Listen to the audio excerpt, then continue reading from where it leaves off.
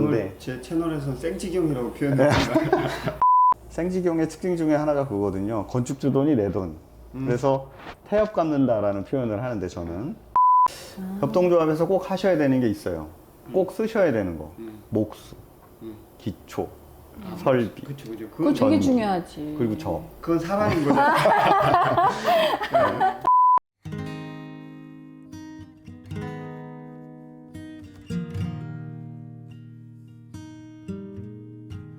Damn this wretched body, it's broken down and aching, fears, and I can't seem for the life of me.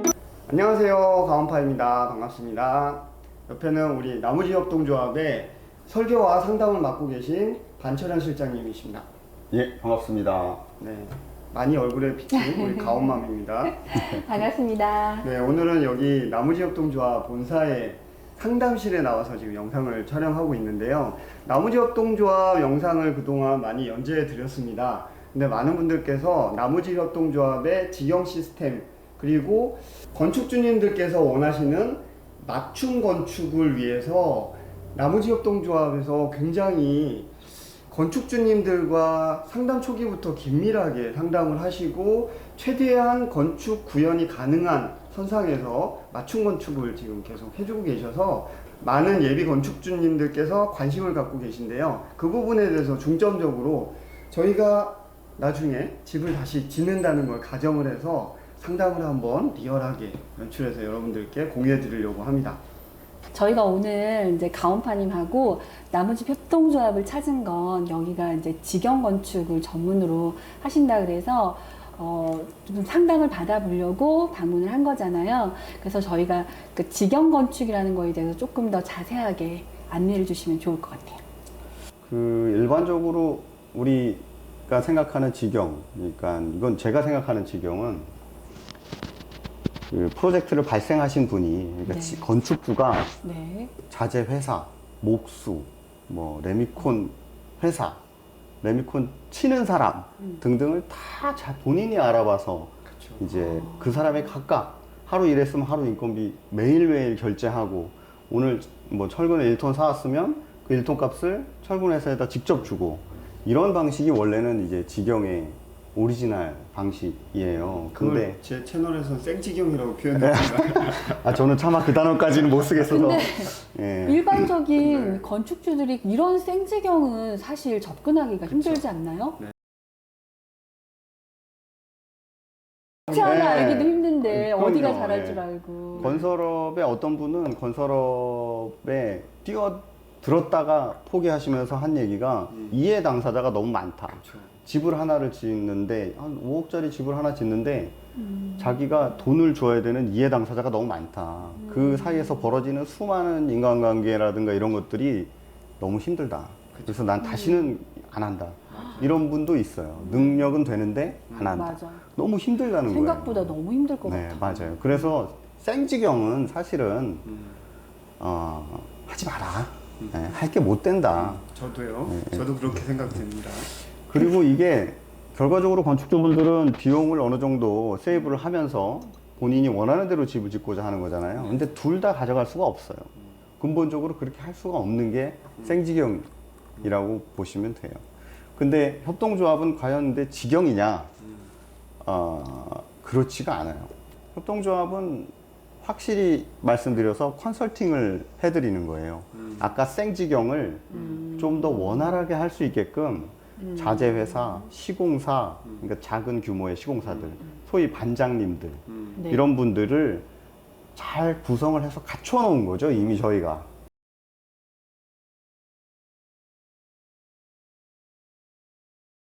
원활하게 도와드리는 이런 이게 컨설팅이에요. 굳이 나누려면 컨설팅형 도구, 맞춤형 도구, 아니면 컨설팅형 직영? 이게 좀 어렵긴 하네요. 그러면 아까 직영 건축에 대한 개념은 저희가 이제 이해를 했고, 그리고 오늘 여기 나무집 협동조합을 찾았는데, 나무집 협동조합이 다른 건축 회사와 비교했을 때 어떤 시스템적으로 차별화된 강점이 어떤 건지 이런 것 좀 궁금합니다.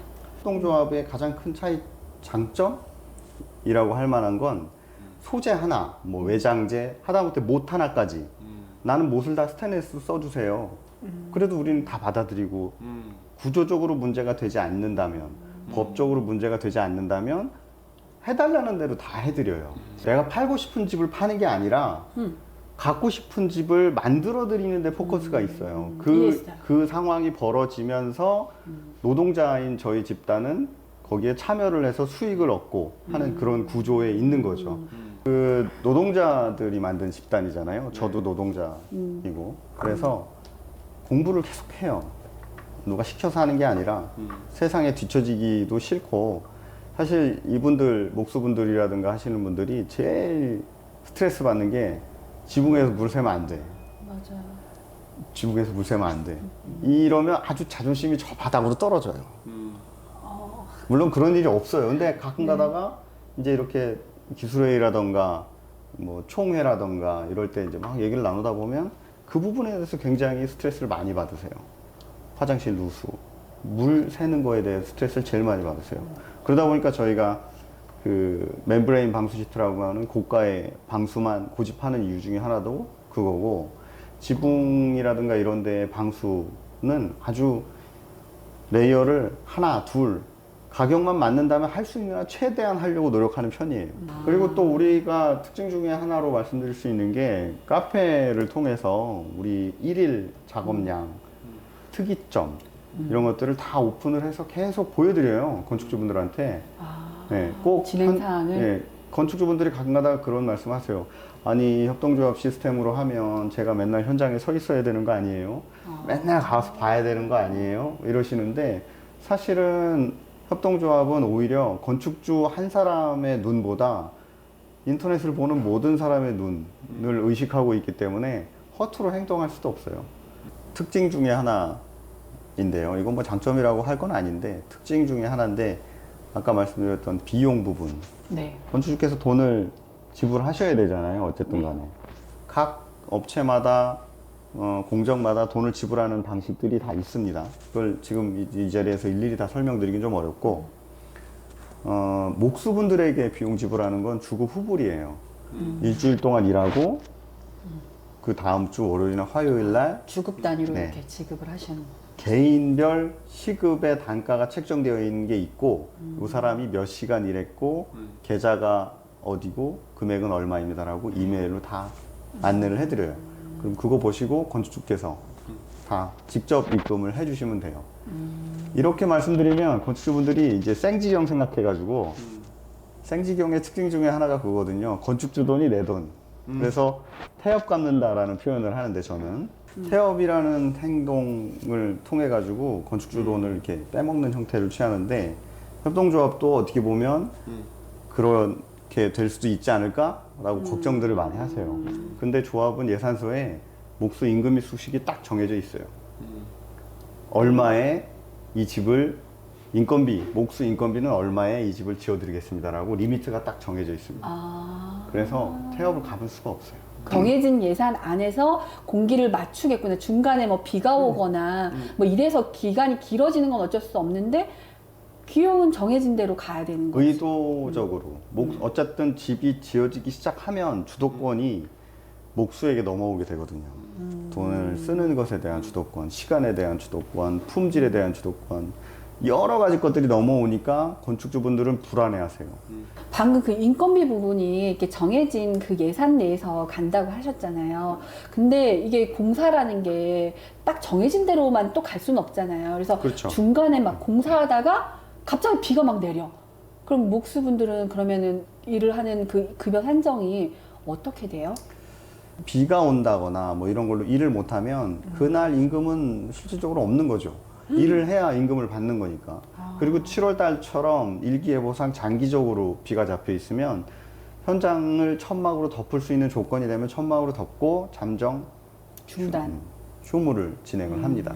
근데 그러면서 발생할 수밖에 없는 숙소 비용, 그다음에 숙소에 들어가는 각종 경비 뭐 이런 것들은 어쩔 수 없이, 그건 어쩔 수 없지. 건설 회사는 다 그런 부분 때문에 스트레스를 받는 거거든요. 사업을 일으키신 건축주 본인이 건설 회사를 일시적으로 만든 거라고 똑같이 생각하면 되기 때문에 그 부분은 어쩔 수 없이 부담하셔야 되지만 인건비만큼은 저희가 딱 뭐 한 3일 비가 오겠다. 여기 있어봐야 괜히 밥값이나 축 내고 인건비나 축 내는 이런 상황이 벌어질 테니까 셧다운하고 집으로 복귀. 만약에 오늘 아침에 출근해서 날씨가 맑아서 한 3시간 정도 일을 했는데 비가 툭툭툭 떨어지기 시작하네? 그러면 천막 덮고 정리해요. 그 시간까지만 일한 만큼만 저희가, 딱 네. 3시간만 계산하고 네, 맞아요. 나머지는. 그래서 시급이라는 개념을 버리지 못하는 거죠. 일반 건설에서는 다 1급이잖아요. 0.50, 뭐 10 이런 식으로 하는데 저희는 시급으로 하는 이유가 그런 부분 때문에 그랬어요. 합리적이네. 건축주 입장에서는 좋은 거지. 저희가 집을 한번 지어봤잖아요. 그리고 어떤 문제점들을 여러 가지를 직면을 하면서 고민했던 건데, 이렇게 보통 건축 회사가 집을 지어주고 나서 이제 건축주가 입주하고 나면 그럼 내 할 일 다 끝난 것처럼 이렇게 떠나요, 현장을. 근데 건축주 입장에서는 시간이 지나면서 발견하거나 나올 수 있는 하자나 이런 것들에 대해서 되게 당황스럽거든요. 직면하면 막 비가 새, 그럼 어떻게 해야 될지 모르겠는 거예요. 막 그리고 막 너무 겨울에 춥고 막 찬바람 들어오고 막 이러면 그럼 이거 어디다 물어보겠어요? 집 지은 건축 회사에 물어보겠죠. 근데 그때 건축 회사가 어떻게 응대하느냐에 따라서 정말 마음이 여러 가지가 생기거든요. 그래서 그 집을 짓고 난 후에 AS 문제를 나무집 협동조합은 어떻게 관리하고 계신지 그 부분이 좀 되게 궁금해요. 우선은 협동조합의 가장 기본적인 그 AS 절차, 네. 이거 좀 말씀드리면, 2년 동안은 저희가 100% 무상으로 하자가 생기면, 하자가 생기면 진행을 하고 있어요. 네. 이건 뭐 컨설팅 회사지만 건설 회사는 필연적으로 해야만 하는 조치이기 때문에 네. 당연히 그렇게 하고 있고요. 접수, 전화, 저희가 전화를 받는 경우도 있고 이사장님이 전화를 받는 경우도 있고 백과장님이 받는 경우도 있고 다 받아요, 각자. 편하신 분들이 있나 봐요, 건축주님마다. 그렇죠. 네, 그래서 전화를 하세요. 그래서 무슨 일이 생겼다. 전화를 주시면 저희가 이제 내부 그 단톡방에다가 관련 자료하고 해서 몇 월 며칠 어떤 일로 어느 건축주께서 하자 신청을 하셨다. 그러면 가장 것까지? 그걸 먼저 공유를 합니다. 우선 뭘 어떻게 하세요? 저렇게 조치를 하는 게 아니라 우선 접수를 받으면 바로 정보 공유를 하고 가장 먼저 이제 본부장이나 이사장께서 먼저 전화를 드려서 상황 파악하고 그 다음에 해당 팀장이 멀리 있어서 참석을 못 하더라도 우리 이사장님이나 본부장님이 현장을 먼저 가요. 때로는 제가 가는 경우도 있고 이게 이제 저도 각종 검사 장비들을 가지고 있기 때문에 제가 가는 경우도 있고 이사장님하고 같이 가는 경우도 있고 해서 먼저 현장을 방문합니다. 무조건. 첫 번째 순서는 그거예요. 전화가 왔고 하자가 접수가 되면 무조건 먼저 간다. 상황 파악을 해야 되니까. 그러고 난 다음에 이제 뭐 해당 팀장이 와서 해도 될 만큼 시간적 여유가 있다면 날짜나 이런 걸 다시 조율을 해서 하는 거고요. 급하면 이사장님이나 아니면 근처에 있는 현장 팀장이 가서 조치를 합니다. 비용적인 부분은 저희가 다 알아서 하는 거고요. 2년 내라면? 네, 2년 내라면. 그리고 만약에 2년이 넘었다. 근데 사람이라는 게 이게 또 인터넷 세상에서 매몰차게 2년 넘었으니까 이거 돈 당신 다 내세요. 이렇게 못 하거든요, 사실은. 그러다 보니까 중대하자. 그러니까 저희가 판단했을 때 좀 자존심 상하는 중대하자들이 가끔 있어요. 그런 것들은 건축주님하고 합의를 하죠. 죄송하지만 뭐 비용을. 어느 부분은 저희가 부담할 테니 이 부분은 좀 부탁드리겠습니다.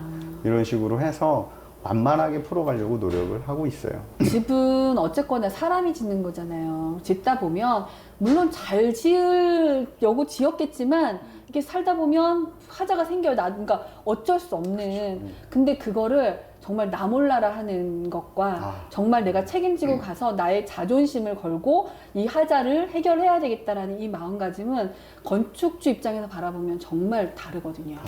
그러니까 물론 생길 수 있어요. 그렇지만 그걸 어떻게 응대를 해주냐에 따라서 그 건축 회사와 관계가 달라지는 것 같아요.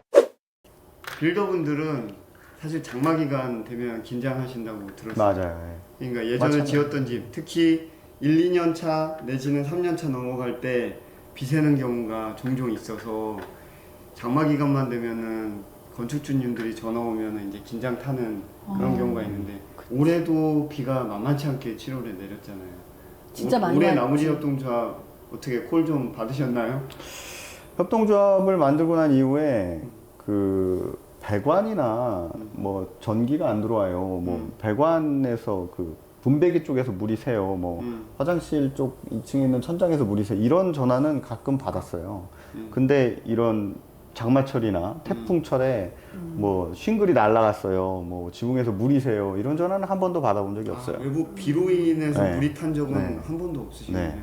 네. 가온파에게 구독, 좋아요는 큰 힘이 됩니다. 협동조합에 오시는 분들은 요즘 올해 들어서 20평형대가 좀 늘긴 했어요. 작은 집에 예, 작은 작년에는 집을 사용하는구나. 거의 50평대가 많았는데 40평대. 올해는 20평대를 세컨 주택을 원하나 보다. 확실히 경기 문제도 있고 세컨하우스 수요도 늘어났고.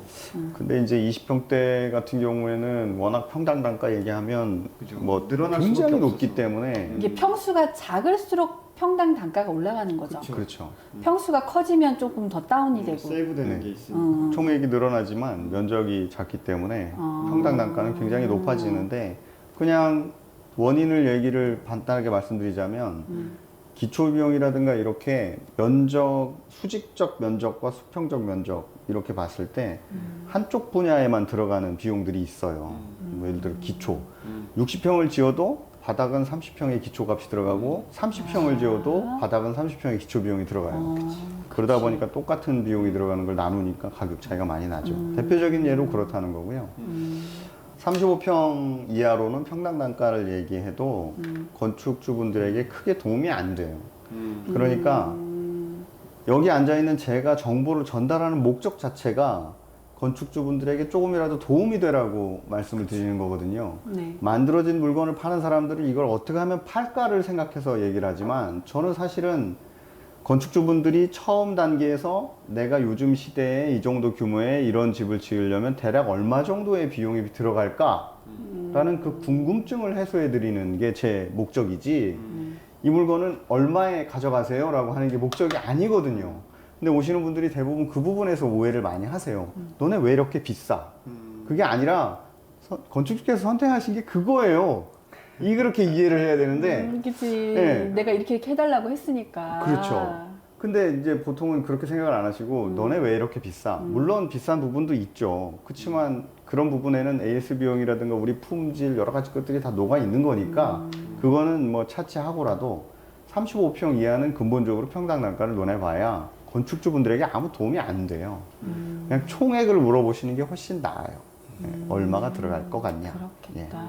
그리고 협동조합에서 제가 상담을 하면서 샘플로 만들어 놓은 것들을 보면 25평 이하는 뭐 제일 저렴한 게 막 700만 원, 650만 원 막 이래요. 그리고 협동조합에서는 예산이나 이런 비용이 두 번에 걸쳐서 나가거든요. 네. 처음에는 건축비만 나가요. 땅이 있으면 여기에 건축을 하는 비용만 나갑니다. 이제 제가 많이 말씀드리는 예시인데 현관문을 딱 열고 들어가면 마당에서 집을 딱 봤더니 다 끝난 집이야.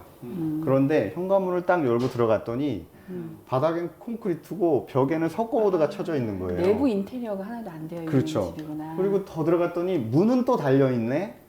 화장실 문을 열고 화장실을 봤더니 뭐 변기 세면대도 없어? 없고 변기도 없고 타일도 없네. 젠다이 이런 게 예, 아무것도 아무것도 없어. 그냥 회색빛 피스 자국에 퍼티 잘 발라져 있는 모습. 네. 거기까지의 그러니까 비용만 건축비. 예, 라고 정의를 일단 내리고요. 네. 나머지는 실내 마감비라고 추가적으로? 정리를 해보면 실내 마감비는 어쨌든 선택을 해야 나오는 거예요. 협동조합의 시스템 자체가 그렇잖아요. 원하는 게 뭔지 얘기를 하세요. 그러면 네. 그것에 대한 집 짓기와 비용을 말씀드릴게요. 라는 이 스탠스거든요. 마감도 마찬가지예요. 강마루 A, B, C, D 중 원하는 걸 말씀하세요. 그래야지 비용이 나옵니다. 나오겠지. 그래서 두 번에 걸쳐서 비용이 나와요. 그냥 단도직입적으로 이게 지경에 맞춤이니까 이런 경우 있을 수 있어요. 지방에 계시면 네트워크가 좋잖아요. 그럼 뭐 비가 막 오고 이래서 뭐 이건 좀 너무 억지 같은 가정일 수도 있지만 내가 그 팀버 회사를 알고 있어요. 그래서 목자재 회사를 하나 알고 있는데 지방에서 비가 엄청 많이 오고 이러니까 좀 얘가 무리를 살짝 탔어. 근데는 쓸 수 있는데 팔기는 좀 애매해. 그래서 내가 아니까 내가 집 짓는 걸 알고 가온파 너 집 짓는다며. 그러니까 내가 뭐 구조재들 2x4랑 뭐 6, 뭐 10까지 뭐 이렇게 조금 물 살짝 먹었는데 말려갖고 네가 써. 그래갖고서 몇 톤을 받았어요, 차로. 그래서 저희 집 이제 지을 곳에 다 놨단 말이에요. 그래도 그 구조목을 사용해서 나무지협동조합에서 지어주세요 이러면은 지어질 수 있어요? 지어드리는 거는 어렵지 않죠. 조건을 걸죠. 이 나무 때문에 생기는 하자는 본인이 책임져라. 그건 그렇죠. 그건 당연한 거고. 근데 지어주실 수 있다. 지어드리는 건 와서. 지어드리죠. 네. 그러니까 보통 이 질문을 드리는 이유가 직영으로 뭔가를 맡기면 보통 이제 자재 관련된 부분 이런 것들을 내가 특정 회사에서만 구입할 수밖에 없게 만들고 그러면 거기에 또 거품이 껴서 거기에서 어떤 마진 구조 이거에 대한 의심들을 가지신 분들이 의외로 또 있으세요. 협동조합에서 꼭 하셔야 되는 게 있어요. 꼭 쓰셔야 되는 거. 목수, 기초, 설비, 그렇죠, 그렇죠. 그거 되게 전기, 중요하지. 그리고 저. 그건 사람인 거죠. 네, 이렇게 사람이니까. 이게 그 저희 컨설팅의 주 목적이고 이 목적 자체가 우리가 모인 이유예요. 뭐 노동자가 영업해서 막 이렇게 하는 그런 분들에게 휘둘리지 말자. 우리가 우리 먹을 거 우리가 파서 우리가 먹자. 우리가 먹고 살자. 근데 그 안에 자재는 안 들어가 있어요. 네, 그 안에 결국에는 우리가 에너지, 우리 에너지를 쓰는 거를 꼭 써주세요라는 거지. 뭐 창문을 A사 거 쓰세요. 뭐 자재는 뭐 B사 거를 쓰셔야 됩니다. 뭐 단열재는 어디 거 쓰셔야 됩니다. 이런 거 선택의 폭이 하나도 넓다는 게 없어요. 좋네. 네, 하나도 없어요. 그러면 마지막으로 이게 이제 집을 짓기 전에 상담하러 오시잖아요. 예비 건축주분이 오실 때 그냥 무작정 와서 뭐 이렇게 상담하지는 않으실 거니까 그리고 또 원활한 상담을 위해서 예비 건축주분들이 이제 상담을 오기 전에 뭘 준비를 하고 오시면 좀 더 상담하게 원활하게 진행이 될 수 있는지 그런 것들이 조금 궁금해요. 뭘 꼭 알고 와야 된다? 사실은 꼭 그렇지는 않아요. 일단은 협동조합을 오시면서 대화를 나눠보면 사실은 제 입장에서는 건축주분에게 도움이 될 만한 정보를 드리는 방식을 많이 취하고 있는데 대부분은 다 법적인 거라든가 첫 상담에서는 그렇습니다. 네. 집을 지을 수 없는 터를 사셔가지고 아이고. 집을 짓겠다고 오시는 분들도 간혹 계세요. 그러면 제가 그렇구나. 이제 법적인 이 터는 지도를 같이 보면서 이제 이 터는 이러이러하니까 집에 대해서 진도를 나가시기 전에 땅에 대해서 먼저 정리를 하실 필요가 있다. 뭐 이런 식의 대화를 하기 때문에 뭐 특별하게 딱 이것이다라고 준비해 오실 거는 없고요. 협동조합에 우리 상담 신청을 하게 되면 백과장께서 정보를 보내드려요. 협동조합의 시스템에 대한 정보를 드려요. 지금까지 얘기를 많이 나누셨지만 되게 심플하지만 독특하죠. 복잡한 것 같기도 하고. 그래서 첫날 오셔갖고 이 설명을 쭉 드리면 한두 가지밖에는 못 가져가세요. 그러다 보니까 우리 백과장님이 먼저 정보를 드려요. 그래서 보내드린 정보를 좀 잘 보셔라. 사전 정보를 네. 보내주시면 그걸 먼저 좀 좀 잘 보셔라. 읽어보고 네. 그러고 상담에 오시면 오면 조금 훨씬 더 더 원활하게 네. 진행이 되겠군요. 그러니까 본인이 선택하고자 하는 회사가 어떤 식으로 집을 지어드리는가가 중요하거든요, 사실은. 일반적인 회사, 도급 회사나 이런 회사들처럼 짓는 방식이 아니다 보니, 아파트 들어가는 것처럼 들어가는 게 아니다 보니까 그 부분에서 굉장히 힘들어 하세요, 오히려. 뭐, 내 터에 집을 이렇게 짓고 저렇게 짓고는 사실은 컨설팅이 시작되면 아무것도, 그러니까 종이에 아무런 그림도 그리지 않고 내 집이 내가 원하는 게 뭔지를 모르는 상태에서도 제가 뭘 원하시는 걸 끌어내는 것부터 시작하거든요. 그래서 도면을 그리는데 3개월, 4개월 걸린다는 말씀을 드려요. 계속 중간에 또 네. 반영하고 수정하고 이런 과정들이 필요하니까. 그 사이에 법적인 것도 더 알아보실 게 있으면 알아보시라고 하고 이런 것들을 하기 때문에 사실은 뭐 단지를 계약하고 오신 분들도 막상 그 단지를 가보면 빠져 있는 구성들이 있을 수 있고 뭐 이러다 보니까 뭐 뭘 딱 준비해 갖고 오신다고 해서 그 특별하게 달라지는 건 없는 것 같아요. 그냥 편하게 오셔서 협동조합에서 어떤 서비스를 받을 수 있는지 를 알아가시는 게 더 중요하다고 생각합니다. 이제 나머지 협동조합에 관심을 갖고 계신 예비 건축주분들께 이제 마지막 한 말씀. 도움이 되셨을지 모르겠는데요. 내방하셔서 상담하시게 되면 더 많은 내용들 본인에게 맞춤형으로 상담을 해드릴 수 있으니까 언제든지 편하게 연락 주십시오. 네. 올바르고 고든 마음을 지향하고 있는 나무지 협동조합 제 채널에서 다양한 영상들, 시공 과정부터 뭐 인터뷰를 통해서 다양한 정보들까지 나무지 협동조합의 영상들이 많이 올라가 있거든요. 한번 보시고 관심이 있으신 분들은 여기 관철현 실장님 통해서 상담 한번 받아보시고 여러분들 이 마음속에 머릿속에 그리고 계신 그런 집들 같이 설계도로 구현해보고 이 조합 안에 계신 우수한 빌더분들과 함께 구현해 보시길 바랍니다. 자, 여러분 다음 기회에 또 더 좋은 영상으로 찾아뵙도록 하겠습니다. 끝까지 봐주셔서 감사합니다. 감사합니다.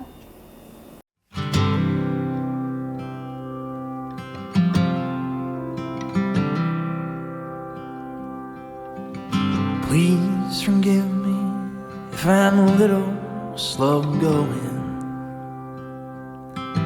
Years of fast living has stunted my growing. I took 2 steps forward and another one back. Started